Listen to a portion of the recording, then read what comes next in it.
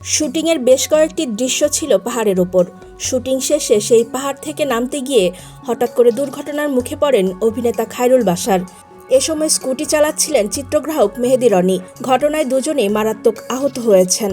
বর্তমানে তারা হাসপাতালে রয়েছেন। মঙ্গলবার 11ই আগস্ট বাংলাদেশ সময় 4:30টার পর এ দুর্ঘটনা ঘটে। হাসপাতালের নিচ থেকে খায়রুল বাশার বলেন, আমরা নাটকের শুটিং করতে থাইল্যান্ড এসেছিলাম। কাজ ঠিকমতোই চলছিল। এর মধ্যে আমাদের একটি দৃশ্যের শুটিং ছিল কোলান দ্বীপে। এক পর্যায়ে আমরা পাহাড়ের ওপরে শুটিং করি। শুটিং ঠিকমতোই হয়েছে, কিন্তু নামতে গিয়ে হঠাৎ করে আমাদের স্কুটি নিয়ন্ত্রণ হারায়। সঙ্গে সঙ্গে আমরা পড়ে যাই।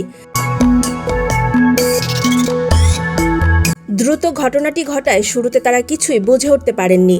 এ সময় শুটিং টিম কিছুটা দূরে ছিল। তারাই এই অভিনয়শিল্পী ও চিত্রগ্রাহককে উদ্ধার করেন।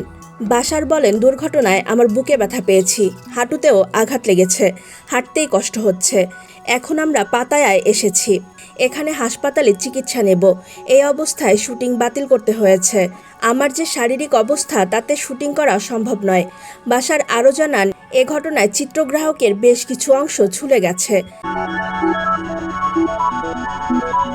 তার চেয়েও বেশি আহত হয়েছেন মেহেদী রনি। মাত্রই হাসপাতালে এসেছি। এখন দুজনের এক্স-রে করাতে হবে। পরে চিকিৎসকের পরামর্শেই থাকতে হবে। যদিও কাল আমার শুটিং ছিল না, পরে ছিল। এখন বিশ্রাম নিতে হবে। এ অবস্থায় 2-3 দিন শুটিং করা সম্ভব নয়, বলেন খায়রুল বাশার। জানা যায়, একসঙ্গে কয়েকটি নাটকের শুটিংয়ে গেছেন এই অভিনেতা। নাটকের নাম না জানা গেলেও নাটকগুলো পরিচালনা করবেন মীর আরমান হোসেন। নাটকে বাশারের সহশিল্পী ছিলেন সাদনিমা বিনতে নোমান সহ অনেকে।